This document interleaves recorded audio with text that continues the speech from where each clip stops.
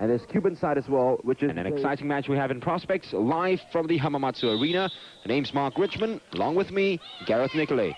Thank you, Mark. Yes, for the Cubans, a very important game. They've got to arrest the slide that they've been experiencing just recently. Yesterday, they lost to the Brazilians 3-1, and that loss coming straight after losing to China 3-0 in the previous pool. This, for the Japanese, is a case of salvaging some lost pride, doing well in front of their home supporters, and perhaps trying to get as high as possible in the pool to get a little bit more cash prize money. If they win in this match, they're confirmed second place, and they'll win $50,000 US. That'll be good news for the Japanese, of course, and the players, because of the 40% cut they get from the earnings. They finished fourth in the Honolulu pool, fourth last week in the Tokyo pool, and third in the Taipei pool. So they've never finished above that third placing before. It'll be a big boost, especially for Japanese volleyball, if they get second here. Victory against the Cubans. Well saved that time. One-handed saves, and very unlucky as the ball goes out for the Cubans to retain serve. Well, it really looks like Brazil will end up the winners of this pool. They play Russia after this match, and it really looks like the Brazilians should find no difficulty against the Russians. The Japanese have the slightly better record coming into this match, having beaten Russia 3-1 and having lost to Brazil 3-0. But Cuba lost to Brazil also, well, by 3-1 and only beat the Russians 3-2. So slightly better for Japan. Let's see how it goes. Well, the Japanese on a high after that victory against the Russians. And take note as well, when the Brazilians take on the Russians later on, the Russians will be playing without Atamanova, who is injured, who had a very bad fall trying to retrieve a Japanese spike. It was her knee she was clutching, and she came off the court crying. Well, in 5 days' time, the Cubans will move to Shanghai for the final rounds together with Brazil, the US, and of course host China. It's very important that they get a good result out of this one, because mentally they have to be very well prepared for the final rounds in Shanghai. If they do not get a good result here, even if they win, but if they win narrowly, it's not going to do their confidence and morale any good. So obviously they want to go all out, and at the moment things seem to be working for them. Well, the Brazilians have relinquished their top placing in the overall standings in the Grand Prix tournament, having lost it to the USA. Well, now, after the loss to the Cubans in Honolulu, they've now gone, what, 8 matches of their own undefeated. That's the best record so far in the tournament. The Cubans, remember, went 7 undefeated before the Chinese came along. Well, make no mistake about it, there was a bit of a mess up in the team lineups given to us, but Obayashi serving now is definitely on court, as we would always expect, because she, together with Nakanishi, are 2 very important players for the Japanese. And she just made a great save there. Remember, the Cubans, if they win this one, might still go top of the pool of the overall rankings, because the USA will be playing host China in Beijing in their last match of the Yaohan Cup. It's a tough, very, very difficult match for the Americans. The Chinese will be favored to win that one with home support. Yes, that match would be very interesting, because the Chinese are really on song now. They're on a roll, and really their confidence must be the highest of all the 8 teams, and especially the 4 teams that have qualified for Shanghai. The Brazilians in this pool, just a reversal for them. Their confidence was sliding after a few bad losses. But now, after beating Cuba, especially yesterday, their confidence must be sky high as well. Great spike by Mariah Lewis. Whenever she spikes it down, the home crowd, even for Japan, suddenly turns over and gives her a big ovation as well. Well, the indication that Eugenio George, the Cuban coach, is taking this match very seriously is the fact that Maria Lewis, the captain, is again starting in the starting 6. He usually brings her on when the Cubans really need a little bit of a change in tempo, in momentum, and especially when things are not really going too well for them. But again, he started her in the lineup, and that must be an indication, surely, that he considers this match of utmost importance. Ana Ives Fernandez, a 3rd leading point scorer in the Cuban side. This is the 2nd. Mariah Lewis 14,000 people here at the Hamamatsu Arena, sold out, as they come and support the Japanese in their last match. No more Grand Prix matches after this, so definitely the crowd just coming for one last look at their home side. Must be one of the biggest crowds, if not the biggest crowd, for the whole Grand Prix, Mark. 14,000 is quite phenomenal for volleyball. Fernandez and her spike going down. 4-0, the Cubans still lead in the first set, and looking very strong offensively. The Japanese still finding their feet and gaining momentum slowly but surely. But the Cubans are blocking it very well at the moment. Coach Eugenio George has set up this new strategy, putting on more defensive players against the Japanese. It's working at the moment for them. The spike from Brie Lavelle. Technical foul called on her. It came down. Yes, she just stepped over the line a little bit. And the Japanese have got serve back at love 4 in set number 1. Once again, the Cubans taking turns with the setting up. O'Farrell and Costa are taking turns just to confuse the Japanese defensive system a little bit. But that time, though, the spike went wild. It's 1-4. The Japanese win their first point in set number 1. And give it away immediately. Well, I really expect the Cubans to do well in this match against the Japanese. The way they've come on court, very serious looking. They've not, surprisingly, when they started this Grand Prix, they showed very little expression, if none at all. Then as they got along and went undefeated, we started seeing a few smiles from the players from time to time, but that has disappeared again. So obviously they are going back to their very workmanlike, very mechanical way of approaching games. Slight smile from this girl, but only just. 28-year-old Marali Cavallal, a very disciplined defensive player, always sets up the blocks. She's always there no matter what. There she is once again, putting it down. Cavallal winning that point for Cuba. 5-1 now as they take it to the first technical timeout in set number 1. We'll be back with more action on ESPN. For the hope later on that the Russians upset the Brazilians in 4 sets or less, so that they have that big opportunity of clinching the $75,000 in prize money along with the Lux Cup. They've been on the descendancy, and they finished second in the last leg in Macau. They don't want to finish second again in Hamamatsu, but it looks most likely unless a miracle happens in the next match. The Japanese have got it against the Brazilian defensive wall, and has gone, the Cuban defensive wall has gone out.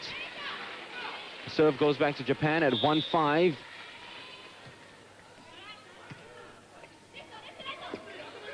Mariah Lewis, great spike, well saved that time from Tsuchiya. Egoshi, technical foul called on Mariah Lewis. Japan now at 2-5. I guess I really second your emotion, Gareth, when you said earlier on that the Cubans really need to win this one to actually bring their confidence level back up a few notches for the final rounds in Shanghai, China.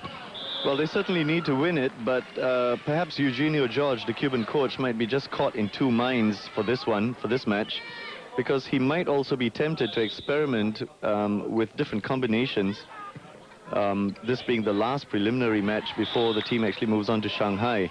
Once they're in Shanghai, there's no time and no opportunity for more experiments, or any experiments for that matter. You just have to get down to the business of winning all the time. 6-2 now. Cavallal has been used more often than Mariah Lewis, as you'll expect in the opening exchanges of a volleyball match for the Cubans. They usually use her for the opening points, going down the middle, and when the opposing team starts to defend that middle lane, which Cavallal takes up, they go for the outside. At the time, the Japanese went for the outside, and Saiki. Just feel a little sorry for these Japanese girls. It's a bit of an anticlimax for them because they, of course, are not going to Shanghai. They've not qualified for the final rounds. Playing before their home crowd in such a situation, in such a circumstance, must be pretty difficult. Obviously, they were hoping that they would have been able to be in the running, because if that was so, then playing in front of your home support or home crowd in a match that could be a decider, or perhaps in a match which is inconsequential because you've already qualified, would be completely different. It would be a completely different situation. But a bit of an anticlimax for them now. They have to get a good result for their fans, But how do you pump yourself up when you know you're just not going to Shanghai in 5 days' time? 2-7 they serve. Mariah Lewis with that little wry smile on her face, because she thought she was still on the outside hitting. She went cross-court and it went really wide and embarrassing for her. 7-2 though, they have the serve back in a 5-point lead. Mariah Lewis with the serve. It's always been 5 points in this set so far, in this match. The Cuban superiority and domination, very obvious, and the Japanese just unable to reduce that deficit. Not for the moment, anyway. Kaori Sochia tried the outside hitting, went one way, looked the other. And off the defensive wall it comes for a serve to Japan. Anna, all right, that was Malenis Costa. Usually the setter, that time at the end of a setup from Raisa O'Farrell. Very interesting system that the Cubans employ in all their matches. They have more than one setter. They'd rather sacrifice a spiker and put on an extra setter down there just to confuse the team as to who's going to set it up next. Usually they do it the other way around, confuse the other team as to who to spike it next. Yes, they have quite a number of players who are very adept at setting and spiking. So that allows them actually to be able to confuse their opponents by moving around, changing positions like you've just remarked. Sensational play around the net has always been amazing from Cuba, despite them being down and really being on this slide at the moment. They cannot look at their attacking play. Their attacking play is still okay. It's their defensive play. The walls are not coming up fast enough. They are now in this game against Japan. Can they finish it off? Yes, they can, courtesy of Kavayal yet again. But really in this slide of theirs, ever since the Chinese match, they haven't been recovering fast enough, and they really haven't had the dig-ups and the retrievals that they need.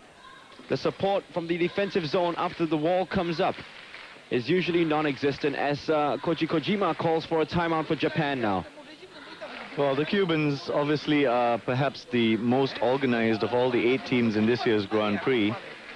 Their systems that they employ, the various systems that they employ, always seem to work for them, although over the last couple of weeks things have just gone awry a bit. But I would just like to say that as far as excitement is concerned, I think the most exciting team to watch is Brazil at the moment, especially.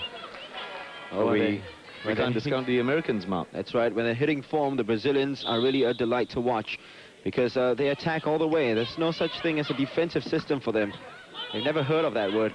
They just go all out with their attacking play and their leaps from the spikers, especially Cunha and Caldera.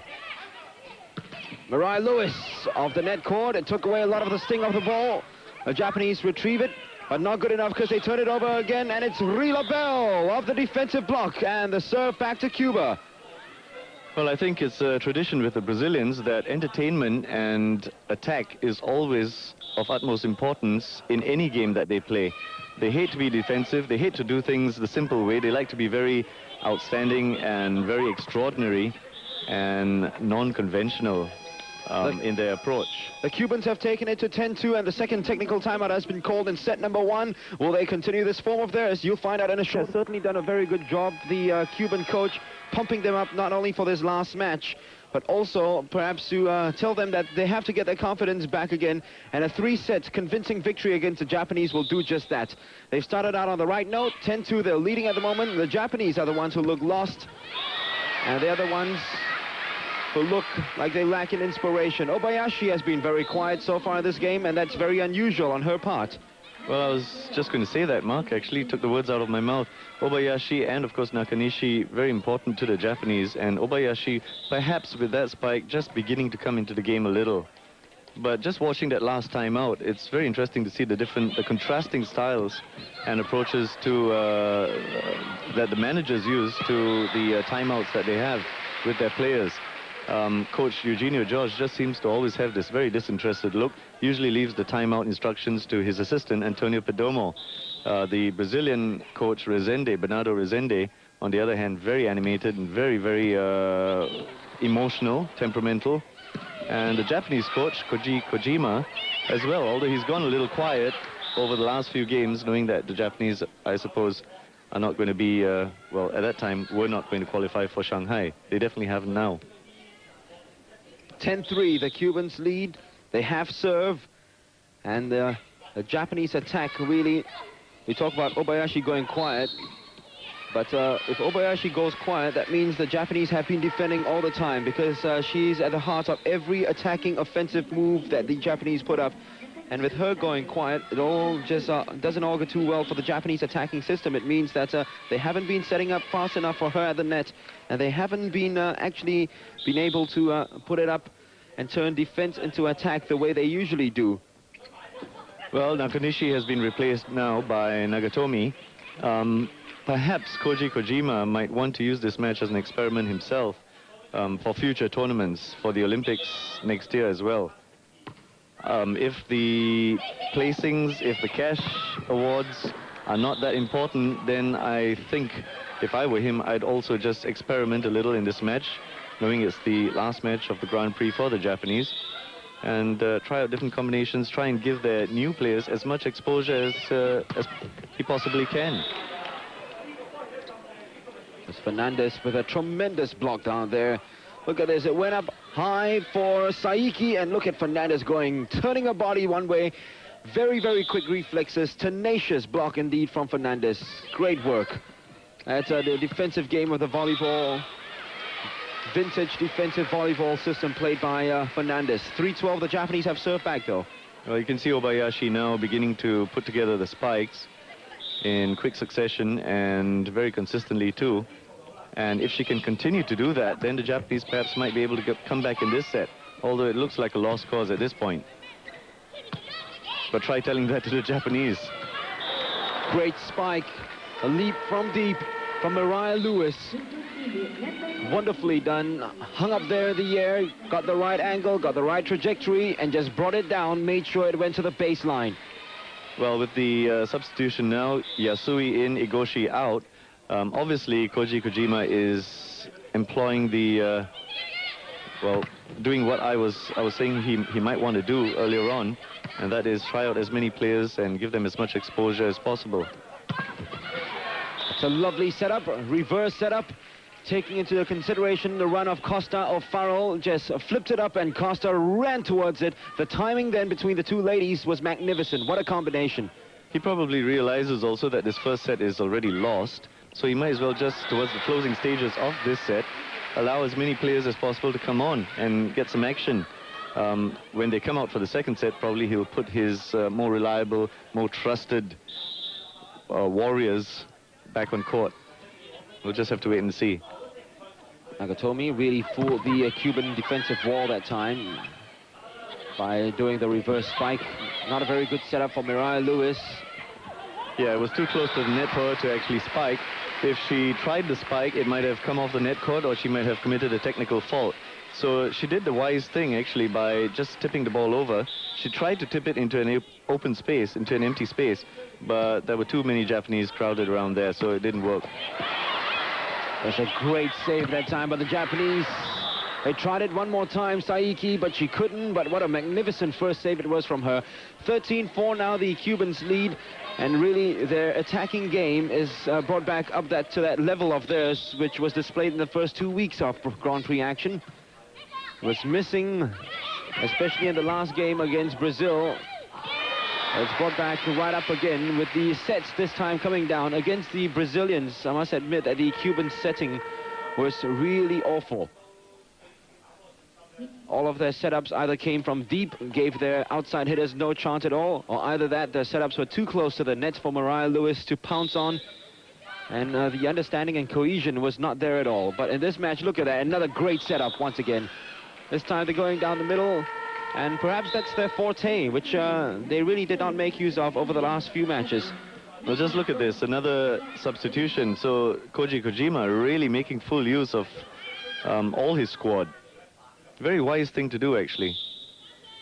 Tsuchiya comes back on for Japan in place of Sukuni. It's in, says the line judge. A mistake by Saiki as she misjudged it. And it's set points. 14-4 for the Cubans now. A 10-point lead.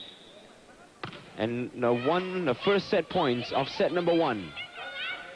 Obayashi spiked it against the wall, tried to bring it down. The Cubans, they did, but it went out. Very unlucky. Egoshi returns to the game. Well, this is getting a bit confusing now, especially for the Cubans. If I were a Cuban player, I'd just see players coming on and coming off almost every minute or so. But that was experience from Obayashi at the side of the net. When you have a wall going up, all you have to do is just play it against the wall, because the chances of the ball cannoning off the block and going out are very, very good. So that's experience really to the fullest. That's another fine example by Miles Costa. Hit it straight against the wall. Use your sheer power to get it past the rest of the Japanese players. Obayashi, we haven't seen her do that at all. That's the favorite Japanese move. Going around Nakanishi to the outside and allowing Nakanishi to dangle the ball up in the air invitingly for you to spike it down. Obayashi finally does it in the first set at 4-14. Well, when you provide or you're trying to execute a central strike, you have to try and get it away from the wall, either over them or to the side, either side of the wall. But like I mentioned, when you're on the side of the court, on the side of either side of the net, all you have to do is just try and cannon it off, and the chances of it going out are very good. It's set point number 3 now for Cuba. They have a chance to finish this setup. It's well saved the first time, but now the second time, set number 1 goes the way of the Cubans. 15-4, a thrashing for the Japanese. They have to come back strong in the second set. Will they? You stay tuned to ESPN and find out in a short while. Welcome back to the city of Hamamatsu in Japan for the last preliminary round game of the Women's World Volleyball Grand Prix 95. We trust that you're enjoying the action in this game and all the action we brought to you on ESPN as far as the Women's GP 95 is concerned. 4 weeks of intense volleyball action. We've come to the final game here, and remember, of course, that final round in Shanghai where the Cubans, the Chinese, the Americans and the Brazilians will compete for the Yaohan Cup.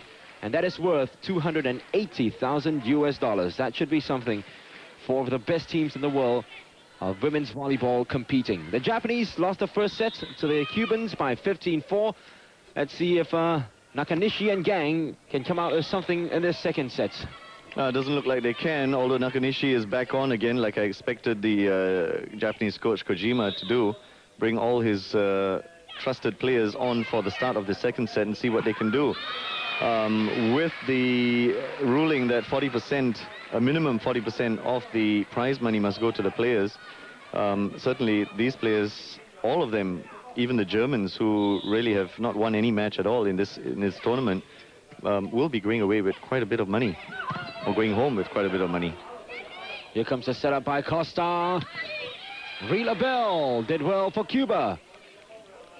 Well, the Cubans need to win this one convincingly, not only to regain their form, which they showed in the opening 2 rounds of the Grand Prix tournament, but also to still have a chance of winning this group, because if they beat Japan in 3 convincing sets and Russia beats the Brazilians in 4 sets or less, they'll win this group, the Lux Cup, the Hamamatsu pool. And not only that, if China beats the USA in the Beijing pool of the Yaohan Cup, then the Cubans will go back to the top of the overall rankings in the Grand Prix series. So a victory here of utmost importance. Yeah, a little bit of their pride has been dented too, the Cubans. They obviously came into this Grand Prix, and especially when they were pulling off victory after victory in each of their matches, I think a little bit of arrogance crept into their play, as well as their attitude, their approach to the whole tournament. So definitely their pride has been dented just a little, perhaps, with those 2 losses now. I think the one that really hurt them was the one against China, but perhaps Brazil, losing to Brazil too, was a very bad loss, because 2 Latin American countries, and, well, the Brazilians, the reigning Grand Prix champions, 1994 champions, and the Cubans obviously fancy themselves as the champions-elect. The loss to China was by 3-0. 3-1 to the Brazilians. They lost last night. For the Cubans, of course, a chance of winning the prize money here in the Hamamatsu pool, $75,000 US, all almost dashed after that defeat. Oh, that must have been really stinging for the Japanese girl who actually had to put up with that spike right in. I think it was Tsuchiya. Right into her chest. That will hurt after the game, I'm quite sure. Alenis Costa getting Cuba's first point in set number 2. Remember, the first sets went to them by 15-4. Great work that time. Great rotational play by the Japanese, but the Cubans put up their wall well. Too deep. That spike came for Rila Bell. Couldn't do anything about it. Well, once again, we see the Cubans just going cold for a while. Japan in the lead, only just by 1 point now. But the Cubans again coming out on court for the second set and just not being able to keep up the tempo, keep up the heat that they have been applying or had been applying so successfully on the Japanese in the first set. They've got the service back now. Let's see whether they can draw level and actually go into a good lead like they did in the first. Talking about heat, that girl's on fire at the moment.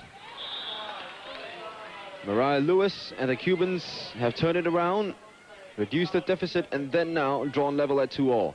I have to agree and disagree. Yes, she's a very she's really hot now in this tournament, but I just feel that she performs much better when she comes on for Cuba as a substitute when the chips are down for them.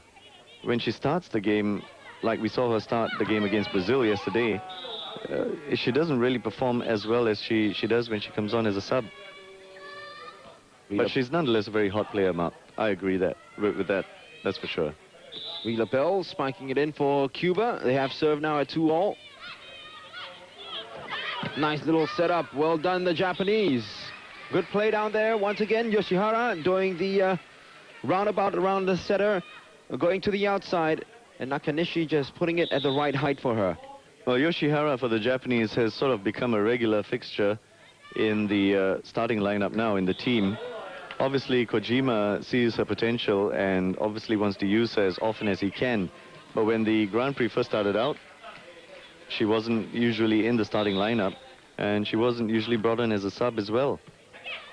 Picturesque spike came from Kawayao. She's the leading point scorer in this game. I'm sure chalking up more points in the leading scorers department for that $10,000 in cash, which she would win. She is way up ahead. But I tell you, the Cubans, one thing that they've improved tremendously in just this one match alone is their setting.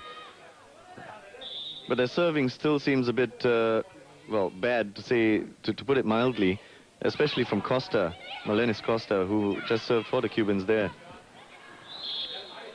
Defensively, they're sound as well, with this lady in top form at the moment.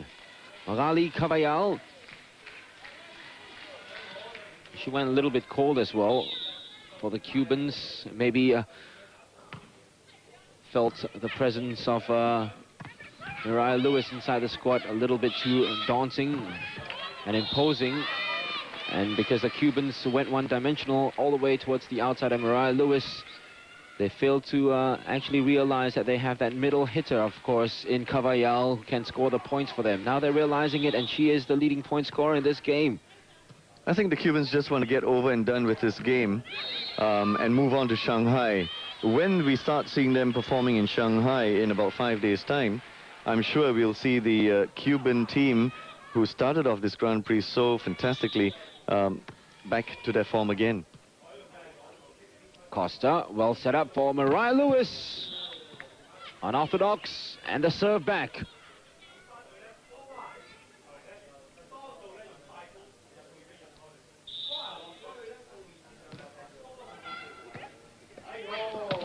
Not a very good return and retrieval that time. Mariah Lewis just leapt up and spiked it down, although it went out. Uncharacteristic mistake from her, seeing that the Japanese did not put up any resistance at all at the net. There was an open spike which was missed, an unforced error. Fernandez, great spike from her. And it's 3-all. Cubans now with serve.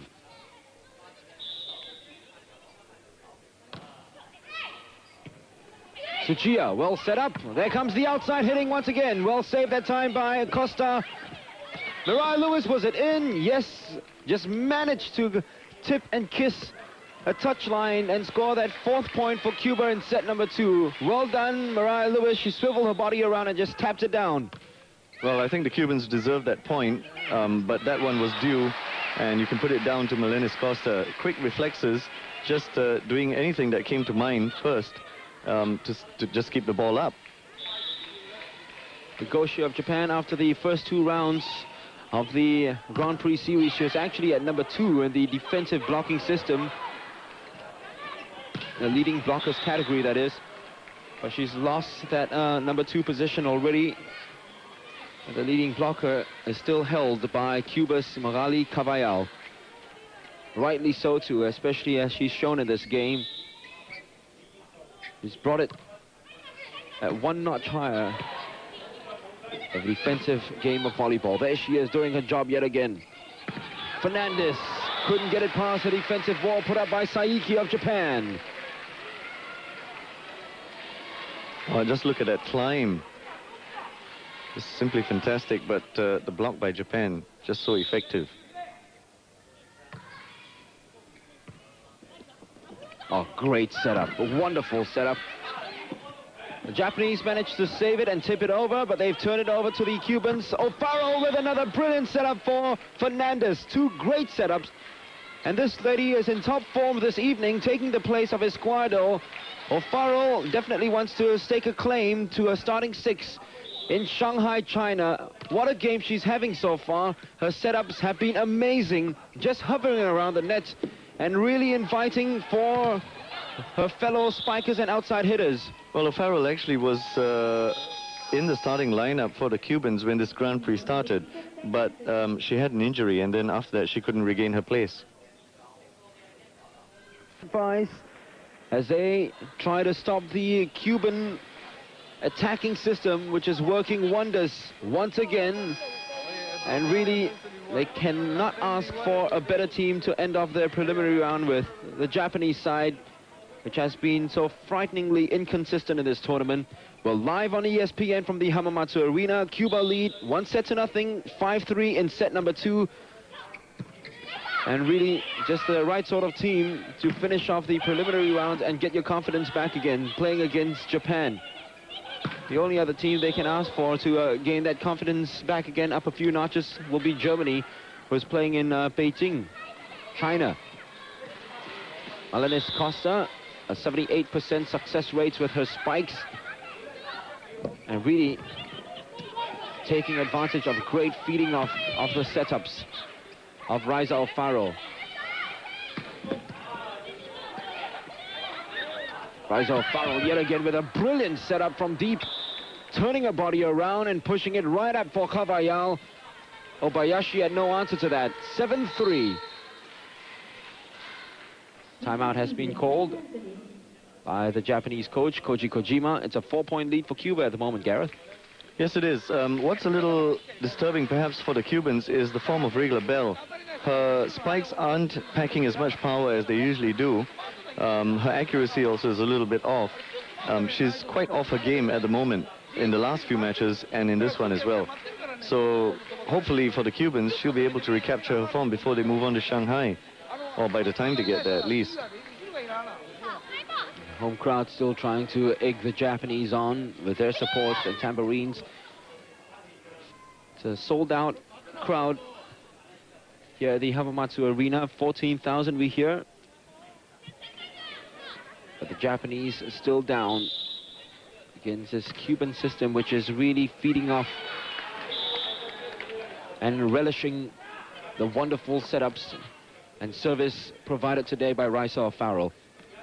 She has certainly made a big difference in the Cuban side today with her sets from the Cuban side, which played in the last, 3 matches. Akinishi with serve for Japan. Again, a 5-point gap separating the two teams. It's never been close enough for Japan, except at the start of this set. So the Japanese will have a lot to do to try and come back. They're not going to be able to do it that way, though. Intelligent, enterprising work at the nets by Mahali Cavallal, but give that credit once again to Raisa O'Farrell. The volleyball was going against the net, and there was nowhere that was going to go in once again. was nowhere was going to cross over to the Japanese side of the court. Somehow or other, she managed to reverse, set it up, and pushed it up in the air for Kavayal to do something about it, which she did. Well, once again, we see a substitution by the Japanese. I don't know whether because they're down by 3-8 and, well, the Cubans are at 8, which is, well, just halfway through this set, you could say. I don't know whether Koji Kojima is doing the same thing as he did in the first. Perhaps he realizes this set might be lost too, and he's bringing on players to try and give them, again, experience and exposure and match play, match practice. Vila Bell, good spike success rate, and her spikes there 60% from the outside. Great spike once again by Obayashi. The Cuban lady Fernandez felt the sting of the ball on her face after it hit the ground. And there she is going around the outside, cold in the first set. And now just feeling and reeling of the heat a little bit. Tajimi, she has been Japan's most energetic player. Make note of that, of course.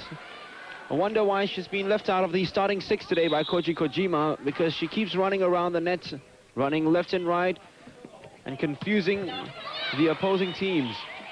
I keep watching Obayashi and her expressions and her reactions to points, to losses and things like that.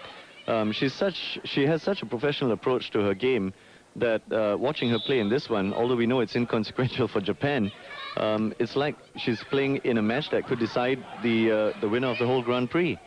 She's always so serious in her approach, but she enjoys the game so much. Always smiling and very pleasant to watch, Obayashi. It's out from the outside. Tajimi. Technical foul has been called, though, on Mariah Lewis, much to her disgust and dismay.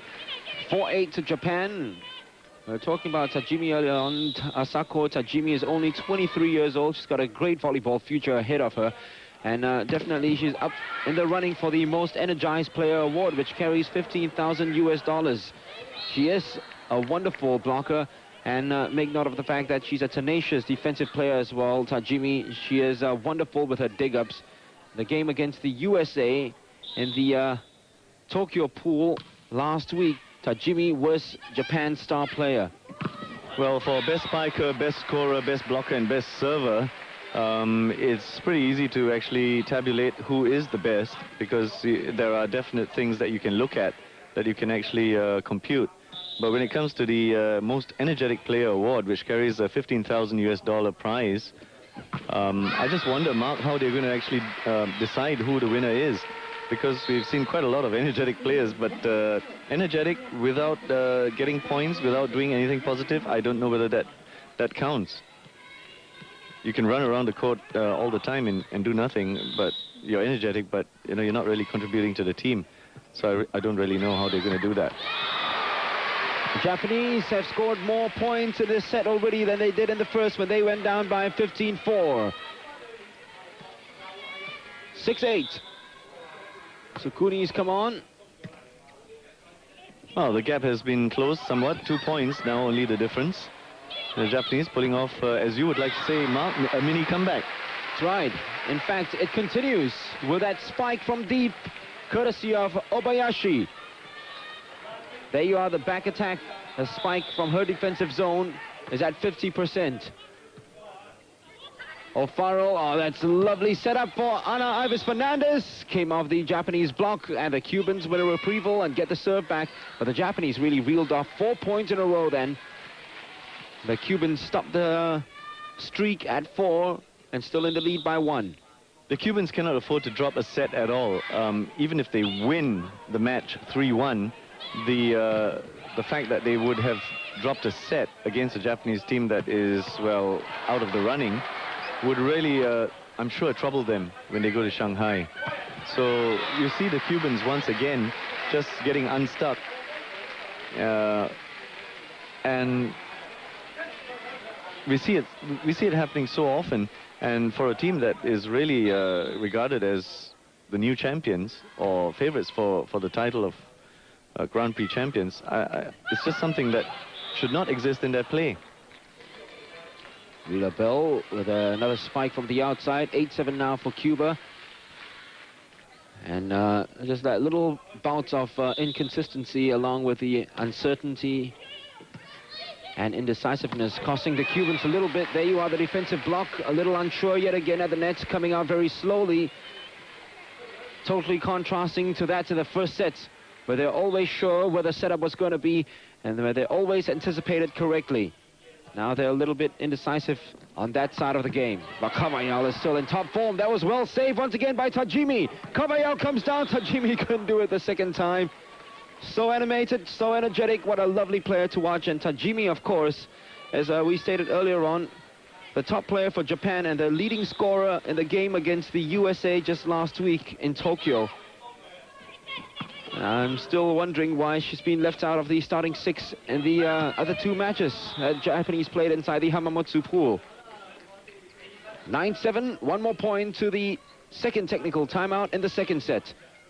Rila Bell, 65%. She's brought her attacking rate up again. Great save that time by Marlenis Costa. Wonderful spike. Did it go out? Did it come off a defensive block? It did come off a defensive block. Yoshihara gaining the serve back for Japan. Just a slight touch and deflection taking the ball out. And the Japanese have the serve back again. They're down by 2 points though.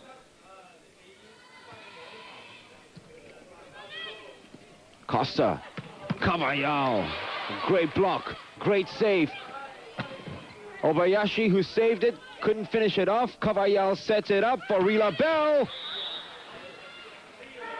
She was so sure of her spike and she packed so much power then. Well, that's a bit more like Bell. I didn't expect her to actually be able to pull off that spike because she was away from the net. She wasn't too close to be able to really get a good trajectory in, but she did it pretty well, and perhaps that might spur on to be a little more consistent.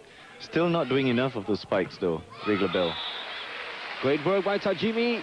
Very intelligent play, going up for the ball and then spiking it straight at the wall.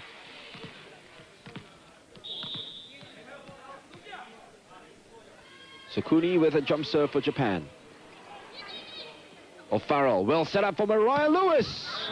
Wow, talk about a plum. Outlandish spiker she's been throughout this tournament, and look at that once again, kissing the touchline. The Japanese girls, I think, thought it was out because they seemed to be rejoicing for a while, celebrating the point, but it was never going to be a point for them, and Cuba got the service back. And they have the second technical timeout, the lead at 10-7. Aggressive Cuban work at the moment. The Japanese have got to counter that. Can they do that? Find out in a short while on ESPN. Brilliant setting by Raisa O'Farrell, and they've shown it throughout the first and second set so far. 15-4 they took the first. They're leading in the second by 10-7 after losing their concentration, getting inconsistent for a short little while against the Japanese, allowing them to come back to a 7-8 at one stage, but they're back in the lead again by 3 at 10-7. We're live on ESPN from Hamamatsu Arena in Japan for the final game of the preliminary rounds of the Women's World Volleyball Grand Prix 1995.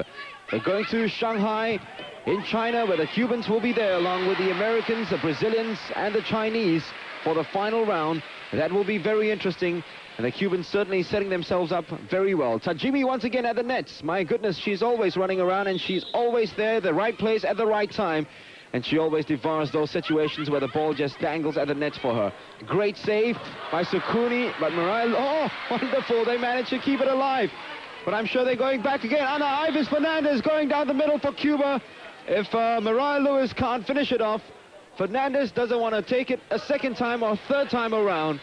But this lady, Yasui, somehow managed to get a body behind that spike by Mariah Lewis to take the sting off the ball. And got it back for Japan, but I'm sure she'll be a daze for a short little while. And look at this lady again, Tajimi, hovering around the net. The rotational play is good from her, and the serve goes back to Japan. Yeah, certainly I think Yasui will feel the effects of that one earlier on. She's been, substituted immediately. It's Yoshihara has come back on for the Japanese. A serve goes out from Tajimi. Very enthusiastic player, always pumped up and always ready to provide the defensive wall. In fact, she's the infamous player, of course, who jumped 3 times at the defensive wall against the Americans and still managed to get it down. I wonder how she manages to actually get the spring back so very quickly. Well, the Japanese just hanging on. They are very determined to, like I mentioned earlier, put up a good performance in front of their home crowd. And they've got a point now from the service directly. Malinis Costa should never have used just one hand to try to dig it up. She could just lunge and use two hands that time. She was always favored to do that. The service didn't carry that much power anyway. And once again, lack of concentration on the part of the Cubans. One decided to take it, then left it. Have a look at this again. The other side of the court, there you are, the rotational play, blocking Rila Bell, who saw the ball very late. Well, Miki Saiki doing pretty well on her service, and she's done it. It's a hat-trick of serves, Mark. Chenol, great performance by Japan. She doesn't believe it. Cheap points, as they call it, on the part of the Cubans. Mariah Lewis will have to do something with the teammates right now. Yeah, this is the thing about the Cuban game. They make some silly mistakes sometimes, usually at very crucial periods, and now it's very crucial for them because it's allowed Japan to actually draw level, and they've gone now, what, 1 point ahead, 11-10. That taking a deflection of the Brazilian girl. It's Japan's first lead in a ball game since they were up by 3-0 earlier on in the second set. The Cubans arrest this problem right now by calling for a timeout. Eugenio George saying, how can you allow the Japanese to reel 4 points in a row, including 3 on just one serve? That's totally unforgivable. A spike coming down this time, which came off the defensive block. That time was from Sukuni on the outside. Very smart play from her. There you are. Look at the height difference. The Cubans just went up so very tall for that. She went for the vertical spike, the horizontal spike rather, off the wall and out. Mariah Lewis, she'll have to do something now with her teammates, but really the lapse in concentration for a short while then costing the Cubans and hurting them really badly, because once the serves came in, it just kept their eyes off the ball. You're not allowed to do that in volleyball. That's an elementary error. Schoolgirl error, as they call it. Great spike, wonderful save. The Japanese on a high at the moment. Cubans will have to stop that. It came off the Japanese block. Malinis Costa gets a serve back for Cuba, and they're down by 10-11. Well, I think the Cubans will really be troubled by the situation already. The fact that they are laboring now against the Japanese side, that seems to be very resurgent. Was that a technical foul call on Cavallal? The umpire thinks so. Cavallal just can't believe it. Little stare, which spoke 1,000 words then. The last time these two sides met were in the first round, in the first leg of women's world volleyball action. And that was in Honolulu. So the Brazilians really starting the tournament off for the Japanese and ending it off for them. In Honolulu, the Cubans defeated the Japanese by 3-0. The first set's really going the same way as it did in this first set. By 15-5, they beat them in the Honolulu set. And then 16-14 in the second and 15-13 in the third. So the Japanese took some time to find their feet in that game, but alas, it was too late when they found it. Well, look at the scoreline now. It's 10-12. Cuba... It's certainly going the same way in this pool, the way the scoreline's concerned. Very easy in the first set for Cuba and much more difficult in the second set as the Japanese trying to fight back now. Great work once again by Mariah Lewis.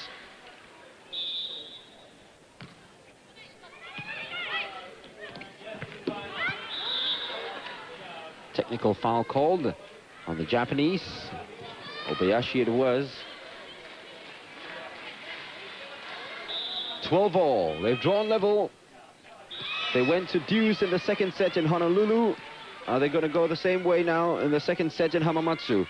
This lady's serving has just gone really bad. She just doesn't seem to be able to put in a decent serve. Malinis Costa. Great setup by Ho that time, though. Well saved by Saiki. Too far from the net for Sukuni to do anything of that spike. She should have just turned the ball over and given it to the Cuban side of the court. 12-all. Nakanishi, great setup for Obayashi. Oh, wonderful save that time. That was amazing. Rila Bell at her best. But the Japanese get the points, courtesy of this lady yet again. The very energetic, enthusiastic Asako Tajimi. Only 22, and perhaps that youthful energy really rubbing off that time on all her teammates. as she continues to spark this Japanese comeback ever since she came on for Egoshi. But really, that time a spectacular save from Rila Bell. It's almost a lost cause. I don't know how she actually dived to her right to actually pull it up. Must be one of the most amazing saves in the tournament. Well, we're still in the second set. Not an easy set for the Cubans by any means. And what, we've had slightly over an hour of volleyball. And one would have expected the Cubans to really wrap this match up very quickly. That I don't think is going to happen now. They wrapped it up in 1 hour, 14 minutes in Honolulu. I'm sure they're going to take a little bit more time here with home support for the Japanese. They're down still, the Japanese, though, by 12-13. They were just leading a while ago, and I think they'll be very disappointed at the fact that they've allowed the Cubans to come back again and lead them by the solitary point.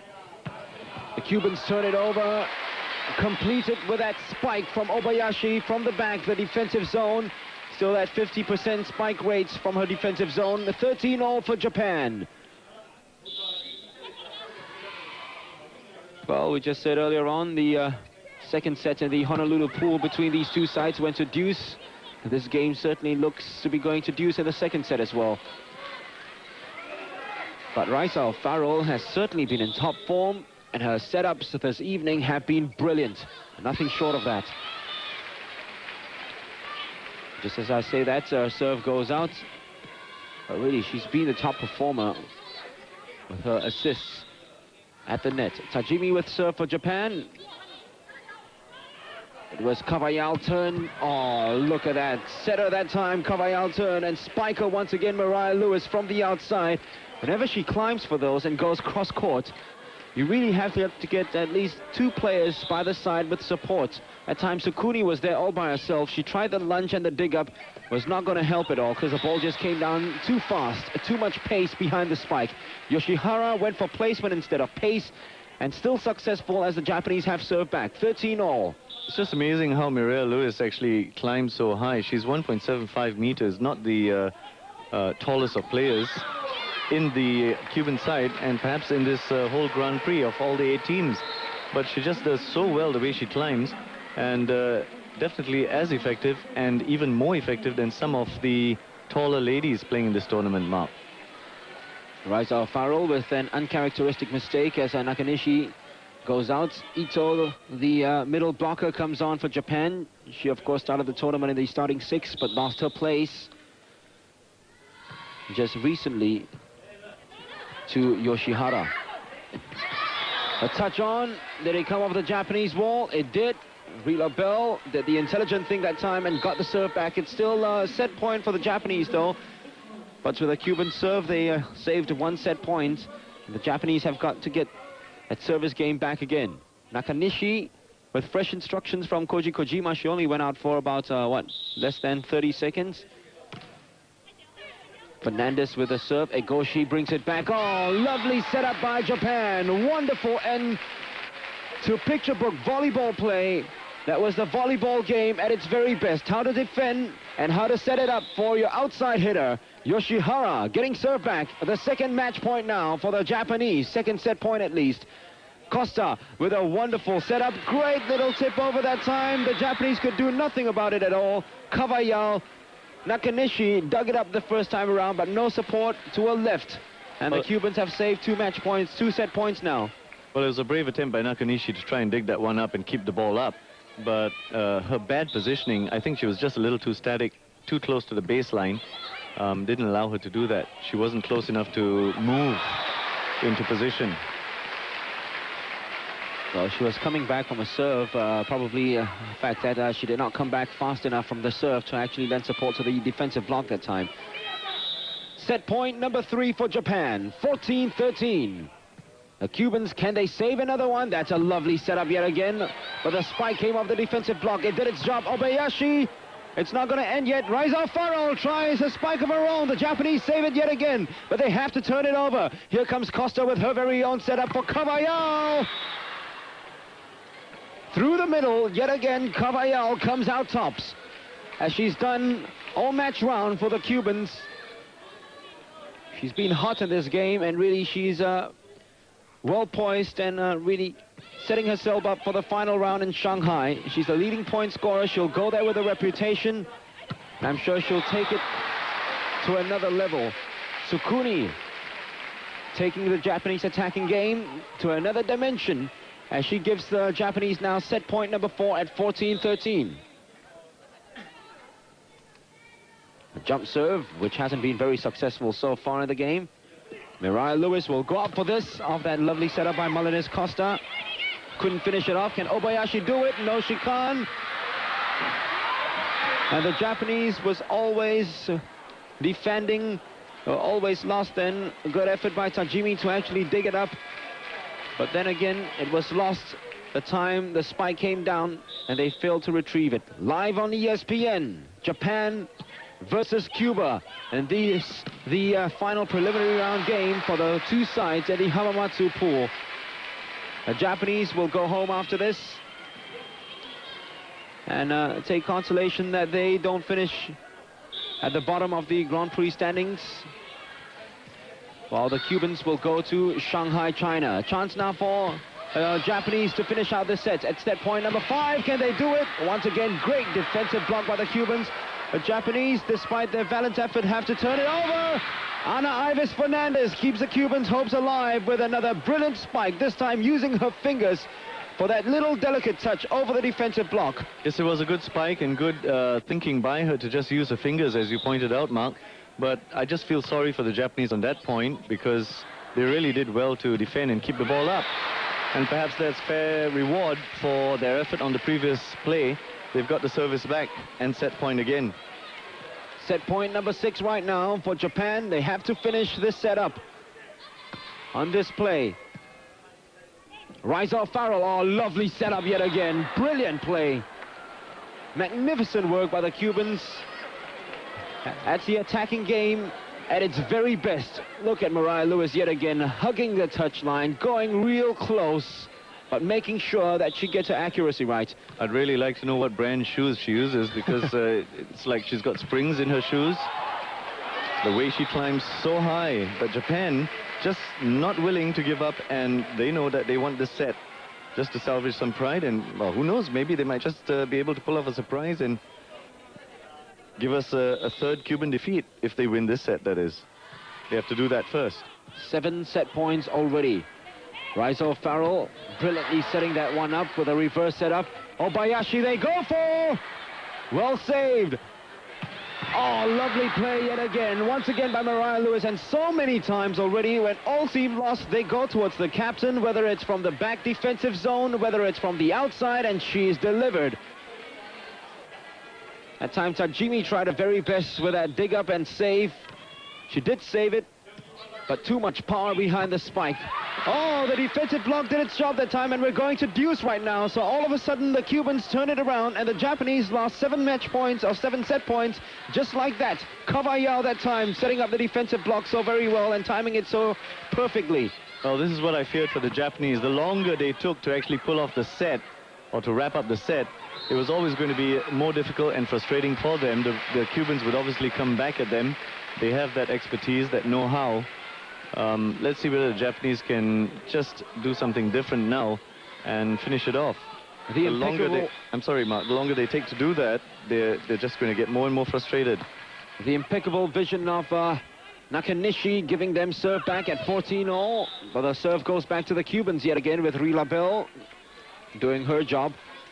Well, if you had given the Cubans just 1 match ago, faced with that set point by the Japanese, you'd always put your money on the Japanese to win that set point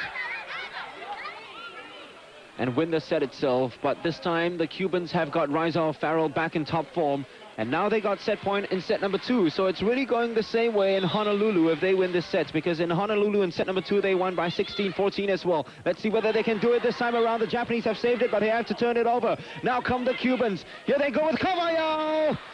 And yet again, this lady has done a job down the middle, spiking it so very well. Whenever she goes up for it, Rizal Farrell's got this wonderful telepathic understanding with her. She knows at the right height to set it up. And the Cubans have come from behind Grand Prix form for the final rounds. That's Mariah Lewis, the chief spiker at 28. And despite not really gaining a lot of points at this game as she normally does, but when the important points come, she's always down there. The 1993 Women's World Volleyball Grand Prix Most Valuable Player. You can see why, because whenever the chips are down, she is down there with all those spikes coming on home. And earlier on, when the Japanese was at set points so many times, she came out with the all-decisive spike to actually bring the serve back to the Cubans again. And somehow you feel sorry for the Japanese. Fortune and luck not smiling on them as they turn it around, the Cubans, and win that set by 16-14 after taking it to deuce. Well, it was a great comeback, great fight back by the Japanese, but when they were stuck at that set point, and each time they failed to wrap up the set, it was always going to be more difficult for them to do so. And that doesn't surprise me now. It doesn't surprise me now, rather, that the Cubans finally came back and wrapped up the set themselves. They have the coolness and, like I said, the know-how to be able to do just that. They've gone through that experience so many times before. And just look at that spike by Costa. Setup was just brilliant. A little shout from behind, a shout from Alfaro, and then straight up there, hovering at the net for Costa to devour. Once again, poor serving, letting them down. They're up 2-0, and they could easily well have perhaps got a point from that play had the service gone over the net. You have to get it over the net, of course, to be able to get the points, and they have not been doing that from their serves as often as they should. Riza Farrell, once again, only 23, but what an amazing setter she is. Melines Costa wasting another serve for the Cubans. She's been the most guilty party, actually, for the Cubans in the service category or department. Really awful serving from her. Cavallal couldn't finish it off. She had to go across court because of the defensive block, which went up so very well that time. Rila Bell, to be fair to her, that set up by O'Farrell, letting the Cubans down for the first time, or rather it was Melines Costa who took over the setter's role, and that time too close to the net. The Japanese ball came out immediately to pose a threat.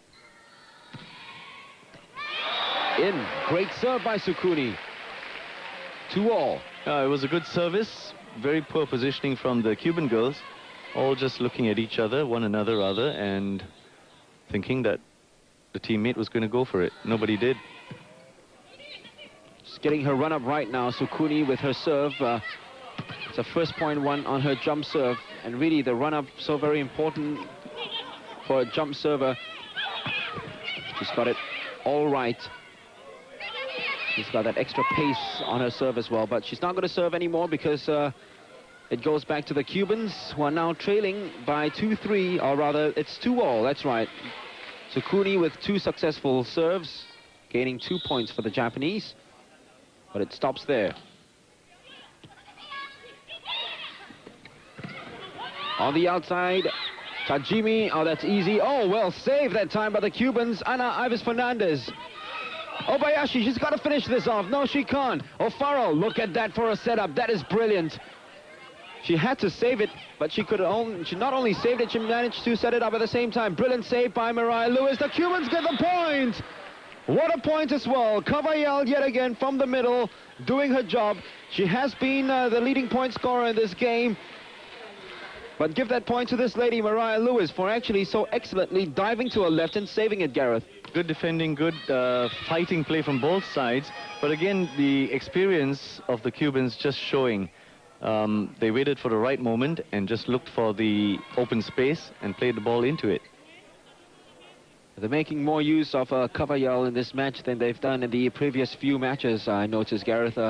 Making use of her middle spikes instead of the normal outside ones with Mariah Lewis. Perhaps maybe that's one way of rediscovering the early Grand Prix form, because earlier on, when they were almost near invincible, the Cubans kept using Cavallal to full effect, and she delivered at that time. Yes, she's been a little off form at times as well, especially in the last couple of matches for the Cubans. In this match, they are using her a lot more, and I think perhaps the two coaches, George and Perdomo, might have given instructions to the team to actually get more balls to her so that she can get back her form before they move on to Shanghai. It's a larger variety as well for the Cubans. Otherwise, it's just a one-dimensional team going only for the outside of Mariah Lewis.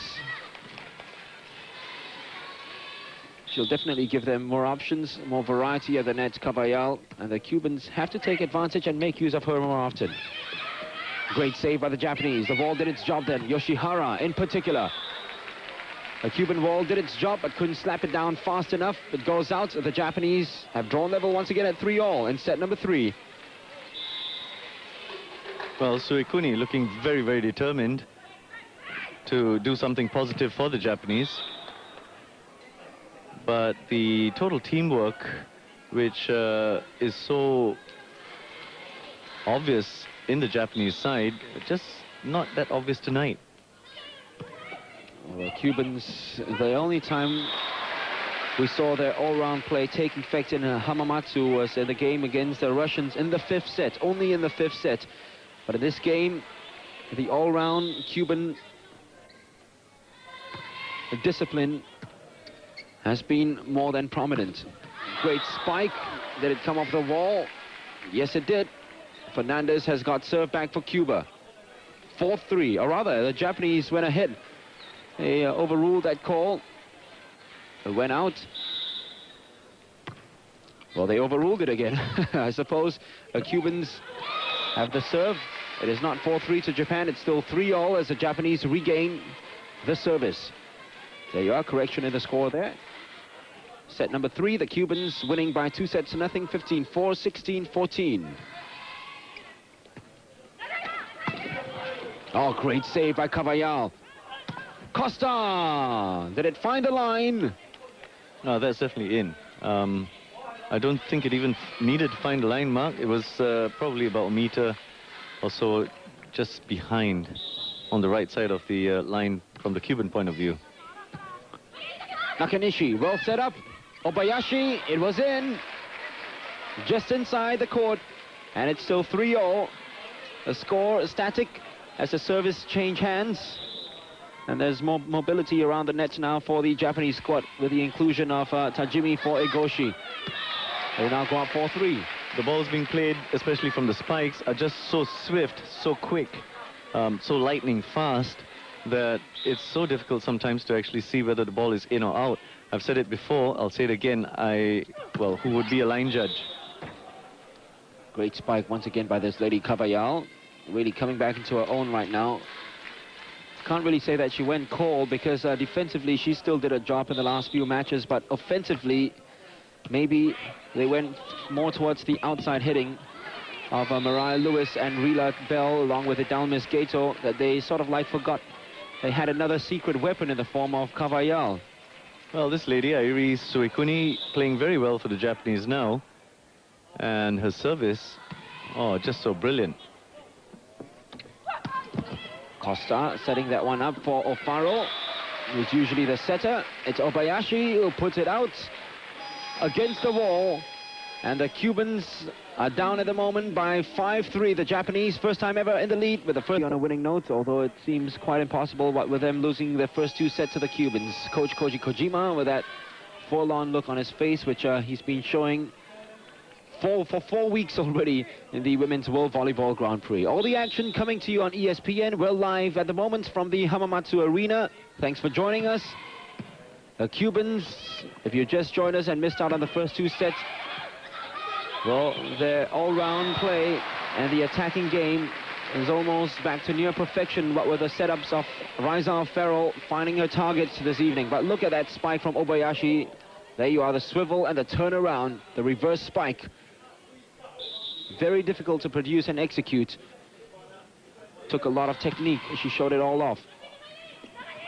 Well set up once again by Rizal Farrell. This time, though, Caballal went down the middle, tried to exploit the gap, but found Tajimi too strong at the net. Just one lady for providing the defensive ball, and she was happy about that. Well, a fairly good lead for the Japanese. The thing is, can they hold on to it? Oh, they can. They've extended it. In fact, it's now 8-3. 5 points they lead. Sukuri and second point 1 on her serve. Seems to be a good omen for the Japanese when this lady, Suikuni, is serving. And it's in again. 2 in a row. The Cubans have misjudged the pace and the swerve that she puts in a serve. Well, the Cubans just don't know how to handle this lady's serve. That one just going away from all of the Cuban players who are reasonably positioned. O'Farrell, well set up. Cavallal spike goes out. The Japanese are now leading 10-3, and her face tells it all. They don't know what's happening. The 7-point lead for the Japanese. Can they maintain it? You'll find out in a short while. Stay tuned. At the moment, the Cubans are a little bit shocked by the way the Japanese just reeled off 5 points in a row from the first technical timeout to the second. It just went by so very quickly. Less than a minute, and they're up ahead by 10-3 right now. The Cubans experiencing that little bit of inconsistent patch in their play right now, and they have to bring on a substitute, Idalmis Gato, to provide that extra depth as far as the outside hitting is concerned. Mariah Lewis to take a short break. Well, I've got bad news for the Cubans. It's still Suikuni who's serving for the Japanese. Let's see whether she can keep up with that that string of excellent services. The lead is 7 points now, the Japanese biggest lead of the ball game. Well, it had to end sometime, Mark. Pity, because we were just beginning to sit back and enjoy it. Well, it's usually like that when a timeout is called. The momentum is lost on the serve, and somehow it's very difficult to come back again and produce the jump serve to near perfection like she did before the technical timeout was called. 10-3, Obayashi goes to serve after scoring the point off that spike for Japan. Look at that again, wonderful reverse setup by Nakanishi. The way she flung that ball up in the air. Raisa O'Farrell, oh, that's a lovely setup for Cavallal. She is back in top gear offensively for the Cubans, that is for sure. Whichever way this match goes, the Cubans will be glad to note that their leading blocker is back and their leading point scorer is going to Shanghai for the final rounds. The right frame of mind, in top gear. I'd like to see the Japanese actually take a set off the Cubans. It'll be good for the other 3 teams in the Shanghai rounds in 5 days' time. And I really want the Japanese also, who have gone further ahead now at 11-3, to do something for their home support, which has really been quite magnificent, Mark. The crowd really getting behind their team. Great setup by Raisa O'Farrell. The spike goes down, but well saved by Obayashi. They go through the outside hitter of Nikki Saiki. She's been very quiet, but this time she says, I've been too quiet. Let's do it loud and proud. 14,000 people here. I know it's a weekend, and obviously that helps to fill the stadium, but well, they could have done something else other than coming to support their team, but they have come to support, and they've done it very well, the Japanese crowd. Full marks to them too. 9 points, the Japanese lead. Oh, lovely spike. Look at that. Yoshihara. Give credit to the setter, Nakanishi, for actually just placing the ball right there where her right hand was. She placed the ball to near perfection because it was down there where her right hand would just go down, and an instant spike that time. Idalmis Gato, her first contribution to the game, getting the serve back for Cuba from the outside. 3-12. Only 24 years old. There's a Cuban team really relatively inexperienced. A very young squad, except for Cavallal and of course Esquardo. Very young, and as you put it, Mark, very inexperienced, but sometimes it's really hard to tell, right? That's right. Seems like they've been around for many, many years. Obayashi turns setter to Saiki. Well saved by Nakanishi. Obayashi turnover and reverse spiked it. And the Cubans in disarray. 13-3 now. The Japanese lead in set number 3. Eugenio George has to call the timeout for Cuba. He's got no choice. And right now the Cubans are looking like the Cuban side of yesterday against Brazil and the Cuban side that played against the Russians when they were very indecisive, especially in set number 4 when they lost by 15-2 to the Russians. That was a real shocker. They were nowhere at all. They lost every sense of direction and cohesion. And right now, they got to do something about this scoreline. It's a 10-point lead for the Japanese. Out of the blue, just when you thought that the Cubans had it easy and should wrap up this third set so very easily, the Japanese are on course to take the first set of the Cubans in the 1995 Women's World Volleyball Grand Prix Series. Remember, in the first leg in Honolulu, the last time these two sides met 3 weeks back, the Cubans easily defeated the Japanese by 3-0, 15-5, 16-14, and 15-13. The Japanese now are at 13 in set number 3, and the Cubans, if they want that same 15-13 scoreline, have got to reel off 12 points in a row. That'll be a tall order. The scoreline has gone really similar to the first match that they played, 15-5, 16-14. The first 2 sets have really gone about the same way. It's 15-4, 16-14 in this game. But the similarities might stop here, with the Japanese in top form at the moment. But Malinis Costa making sure that the Cubans keep in touch. 3-13. They have to more than keep in touch right now. They have to reel off point after point. Yasui comes back on for the Japanese in place of Yoshihara. And Esquardo, the experienced player, being called on for Farrell, who's gone cold, setting up in this set. So maybe they choose a different setter this time, going around a different route. And Esquardo is usually the lady who goes for the outside hitters. Now let's see what she can do with her very own setups and her own defensive blocks. Well, the Cubans have to reel off point after point, as you put it, Mark, but they also, more importantly, have to prevent the Japanese from getting those 2 points that will wrap up this set for them. O'Farrell has been substituted, and I just feel that after her injury, she hasn't really fully recovered and certainly hasn't got back her normal form. But a tremendous replacement to have in the side in Esquardo, the most experienced player, 29 years old. And 1994 World Grand Prix leading point getter. Cavallal, she is the 1995 World Grand Prix leading point getter. So you got 2 ladies at the net. One, the 1994 leading point scorer, and one who is currently leading in the 1995 series. So that's strength for you in the Cuban defensive system at the net. But it's strength from that spike, which has given Japanese serve back at 13-3, just 2 points away from wrapping up set number 3 now. Can they do it? Well, they can if the Cubans continue to make mistakes like this and continue to lose their concentration. It's a set point yet again. Remember, they lost 7 set points in set number 2. They can't do the same. Can they wrap it up quickly now? Cavallal from the middle. Stops set point number 1 from turning into a set victory for the Japanese. 3-14, the Cubans have serve. Are we going to see an incredulous, ludicrous, miraculous comeback from the Cubans? Setup was by Esquardo, not very good for Gato. Gato sets it up. They have to come from the defensive zone. Cavallal spike, not very good. Great work by Nakanishi. She knew the Cubans were all scrambling, coming quickly to the net and not setting up the defensive ball yet. And that's why she just turned around and flicked it in with a reverse spike. Well, the flick over the net was so reminiscent of Venturini of Brazil. That's right, almost nonchalant the way she does it, as if she does it every day. Tajimi with a long serve. She does get too over enthusiastic at times with her play.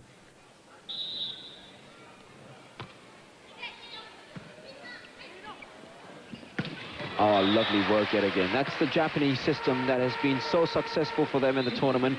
Pity that they can't use it too often, and pity that they don't have a different variation. Otherwise, they might be inside the top 4 competing for the final round places. Pity, too, that they didn't win the second set, because if they did, the way they're playing in this one, it looks like they're going to wrap it up. They'll be 2 sets ahead, well, 2-1 ahead of the Cubans if they had wrapped up that second set. But they didn't. And if they win this one now, they still have to level the match at 2-all. Nakanishi comes on after going out for a short while. Perhaps Koji Kojima is telling her to go for a variation. 2 set points lost already. The Cubans saved it.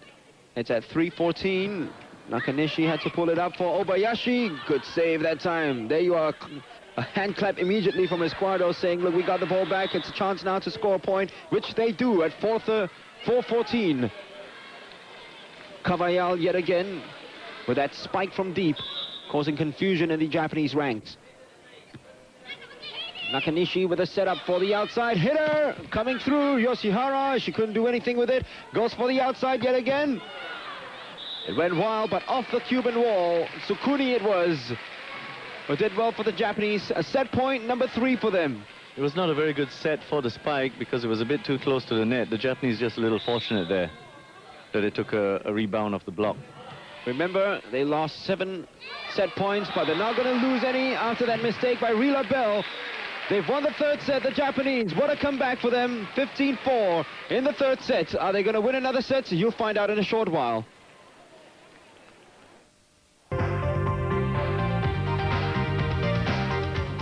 Live from the Hamamatsu Arena, it's the final game in the preliminary rounds for both Japan and Cuba. The Cubans now will have no chance of winning the Lux Cup inside the Hamamatsu pool with that defeat to Japan in the last set.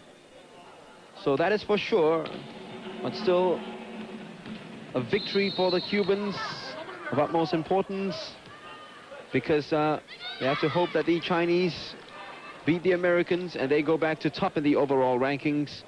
And right now the Cubans a little bit lost, showing the soft side once again. The Japanese really exploiting the soft side and the overconfident, arrogant Cuban side. They'll definitely be troubled by 2 factors. One is, of course, having lost that 3rd set, and by a terrible scoreline of 15-4. Also, what's going to be on their minds is the 2nd set. Although they pulled it off eventually, they almost lost that one as well. Esquardo going for the outside as she always does with her setups. Obayashi couldn't finish it off. Esquardo tried to pull it all the way to the baseline, couldn't do it. Oh, great block. Cavallal there once again, along with Malines Costa. Look at this, Sukuni going through, and it was Malines Costa who last touched it. So she'll be credited with a block. And now a serve for Cuba. No way was she going to get it over the Cuban wall. What she should have done is try to place the spike to the left of the Cuban wall. She didn't do either, and it didn't come off for the Japanese. That time Obayashi used her power to get the serve back for Japan. Costa with a great setup that time. Oh, wonderful save. Esquardo going to the outside once again, and Hidalmis Gato. Did it go in? Tajimi says yes. The umpire says yes. And the crowd second that move from Tajimi. Look at that, going up so very quickly. Once again, as I said, she is so very quick around the net, moving left to right. That vertical motion of hers.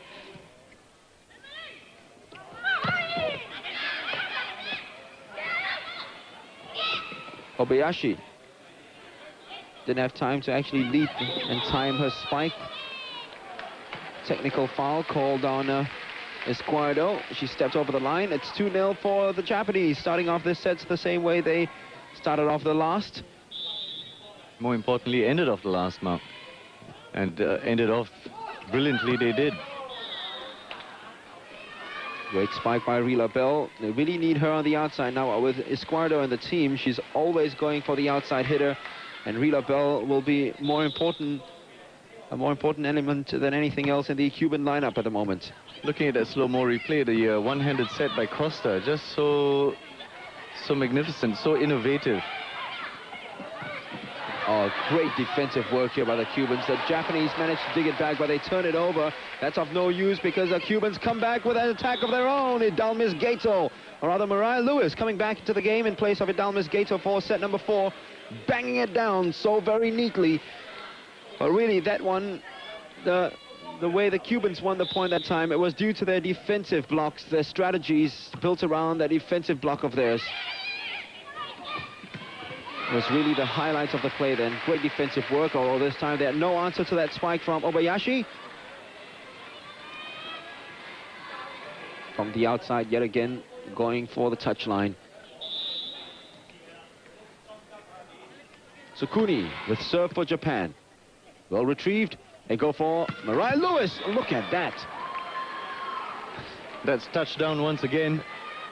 She just honed it home, up and down, all at the same time. Instantaneous reaction from that right hand of Mariah Lewis. Well, if you like the gazelle approach of Hilma Caldeira of Brazil, when she goes in for the spikes, you must just simply appreciate the height, the sheer height that Maria Lewis gets into her jumps for her spikes. Remember, she can go up to a height of 3.35 meters whenever she jumps up for a spike. And at this point of the match, when tiredness actually sets in to your ankles, your feet, and you manage to actually still reach that sort of a height, it's really amazing. Saiki, well saved. Was that in? No, it went out. A chance taken by Costa then with that little pump over. A little unlucky for Costa, but it was good play from her, just sensing and seeing the open space towards the baseline. Just slightly outside. Jimmy with serve. Here comes Esquardo going for the outside once again of Mariah Lewis. And once again, she gets up so high, the ball is at such a height where she can actually get her hand over the volleyball so easily. She bangs it down very hard against the wall.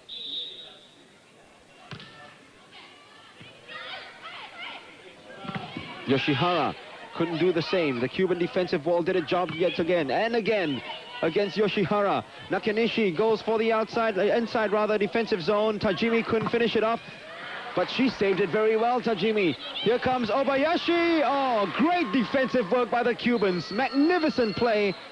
And once again, highlighted the Cuban defensive work. Look at the ball, look at that wall setup, both by Bell and this lady, Ana Ives Fernandez. And the Cubans who have worked their play throughout this tournament around the defensive system, which went cold and soft against the Chinese, the Russians, and in the last match against the Brazilians, have got their gear and system working again defensively. They just got to be more consistent now going into the final round, but they really must take heart of the fact that the walls are coming out very quickly yet again, Gareth. Yes, and the way the walls are coming up, it's perfect coordination, perfect timing. A time yet again, great work by the wall, but no support from the back. Yes, just unfortunate. The wall was good again, but like you say, Mark, no support from behind. And that is something also that I noticed the Cubans can be pretty guilty of at times. Rila Bell, what can you do when you get awesome spikes from the left outside of the Cuban half?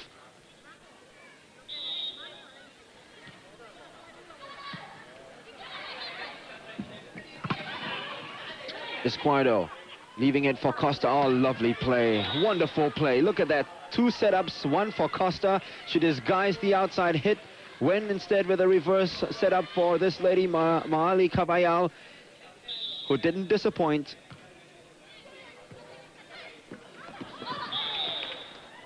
Tajimi putting too much weight behind the cushion and retrieval. The Cubans now at 4-2 ahead in set number 4, 2-1 ahead.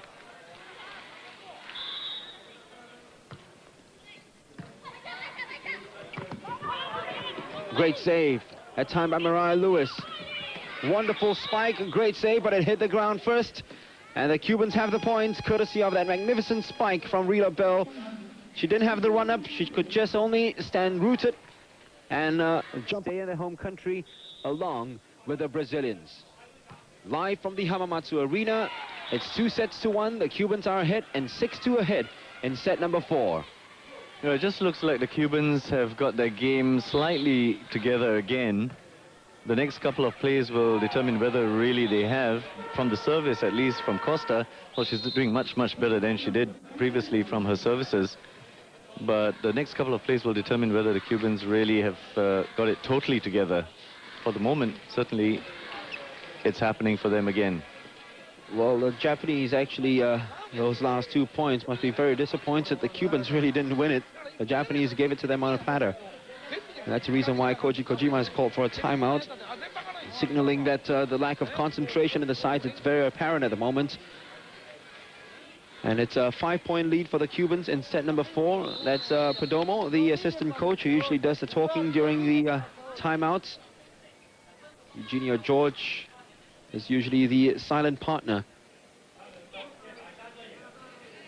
Costa with the serve.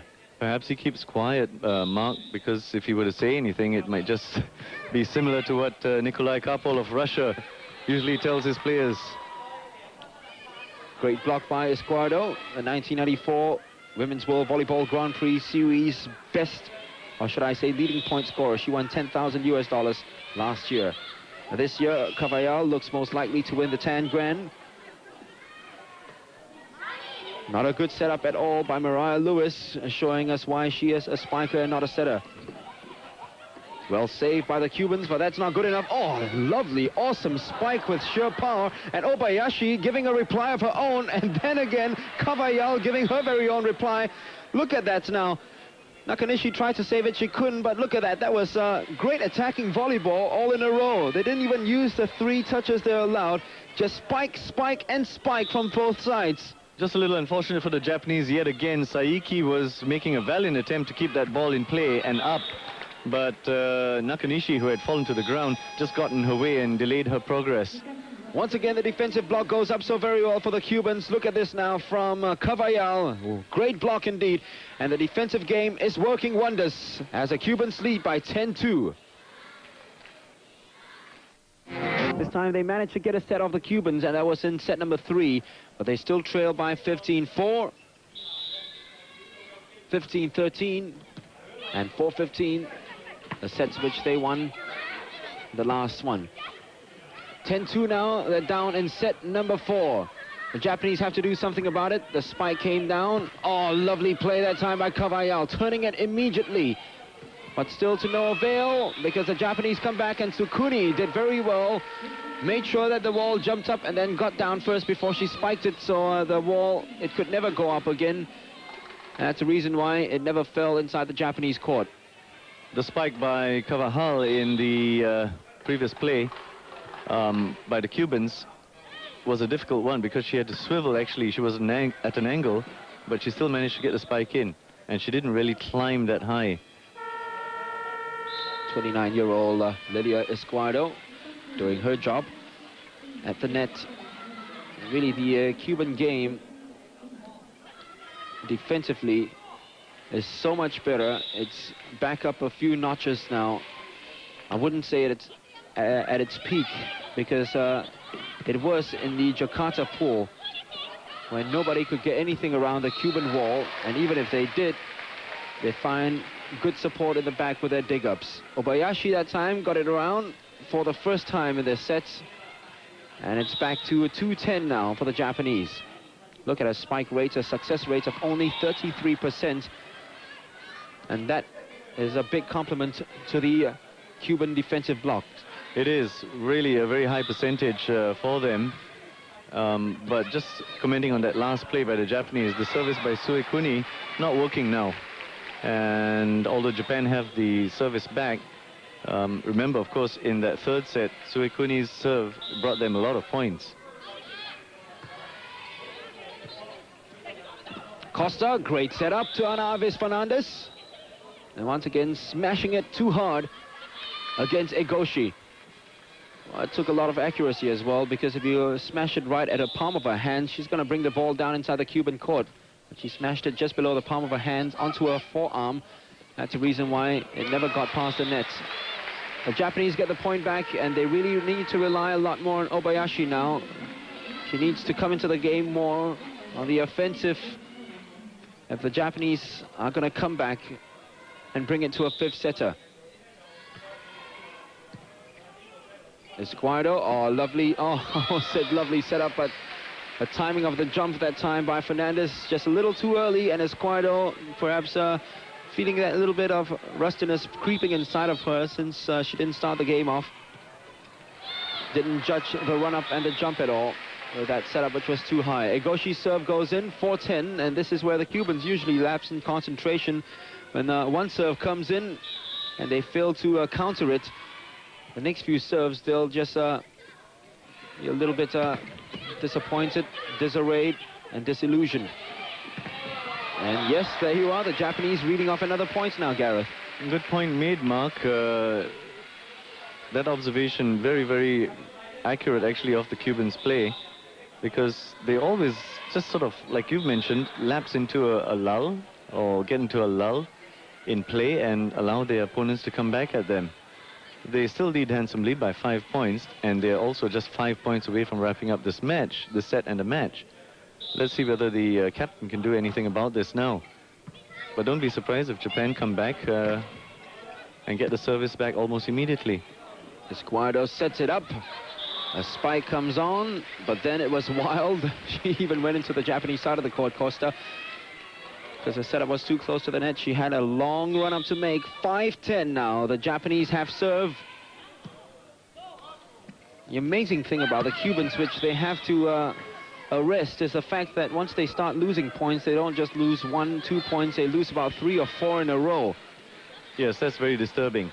Of course, when they win points too, they can win 3, 4 in a row as well.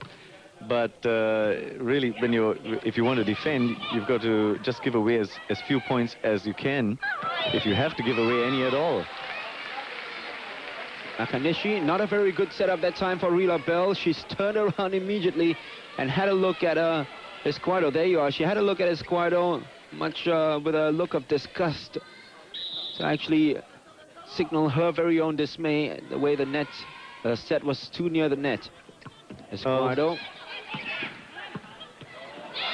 Cubans a little lucky that time, and the Japanese deserve the point. Obayashi bringing it back to 6-10. It's a 4-point gap now. And ever since the second technical timeout in set number 4, the Cubans haven't managed to progress. Japanese have reeled off 4 points in a row after the second technical. Rila Bell, that's much better play from her. What a good save, though, by the Japanese. The setup from Egoshi wasn't very good. Sukuni's one is much better for Obayashi. Well saved, that time by Costa. Mirai Lewis sets it up. Not a very good setup for Rila Bell, and once again she is scrambling and sprawled all over the ground, and it was lucky that the Japanese failed to take advantage of it, especially this lady Oshihara against Kawayal. Just a one-woman defensive block that time, but perhaps the lanky figure of Kawayal just a little bit too imposing on the part of Yoshihara. Yes, must have been that reason, because Kawahal didn't have to really work hard for that particular play. But she is quite imposing, her height especially. But she's not the tallest in the Cuban team. She's the second tallest, the tallest being Rila Torres. But we haven't seen Torres at all in this match. I don't think we're going to see her. Good spike by Escuado. Well set up by Costa, the reverse setup. Having an extended run inside the team at the moment, Escuado, after coming on as a replacement for Rizal Farrell, who was really hot in sets 1 and 2. Great block yet again by Kawayal, and she has been not only Cuba's leading point scorer in this game, but also their star performer. She's back into top gear again, which can only all go well for the Cubans in Shanghai.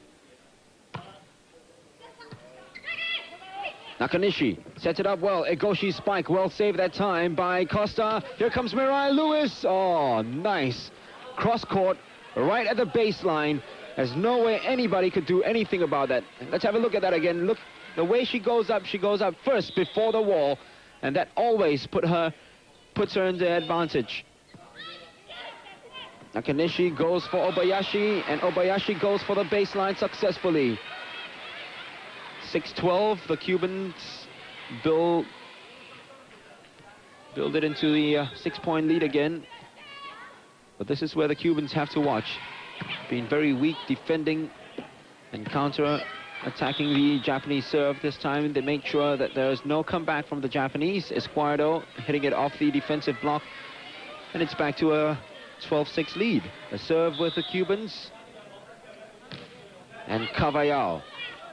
Nakanishi had to turn it over. Escuado had it easy that time. Once the ball went across the net, Escuado or whichever Cuban lady was there, was always favored to spike it down. That was a soft point to give away to the Cubans. It was so simple for Escuado to actually knock down from the spike. But here we see Obayashi doing what she did in just 1 or 2 plays ago, putting it down the line and close to the baseline. Very difficult to defend, very difficult to return. Mirai Lewis goes up for this. She's definitely going to get it in. because when the setup came, I don't know what she was complaining about, but when the setup came and she went up for it, the Japanese ladies were running and trying to actually change their pace and sprint to the outside to try to block it. Nakanishi was there first, but one woman against Mirai Lewis, no, that's not going to help. Oh, great work that time. Mirai Lewis is just so perceptive. She saw it and she's brought the Cubans now to match point. Certainly the Cubans will have to wrap this one up. 14-6. Match point number 1 for the Cubans. Great work by Nakanishi. Saved it for the Japanese. Nakanishi doing a Venturini. That's Ito coming on now. Nakanishi will receive fresh instructions from Koji Kojima, and I'm sure if the Japanese lose this serve immediately, Nakanishi will come back on again. Mirai Lewis, oh my goodness, how are you going to stop this lady? She's hitting form once again, and as I said, Nakanishi comes on immediately. Kojima probably telling her the next move, whether to go for the outside or the middle, blocker and hitter. Obayashi, I'm sure, will be part of the move. It falls, though, after that little lapse in concentration on the Japanese reception part, and the Cubans have wrapped this match up. Rila Bell with the final point for Cuba, and they've won it 15-4, 15-13, 4-15. And the Cubans winning this last set by 15-6. 3-1 they win in Hamamatsu.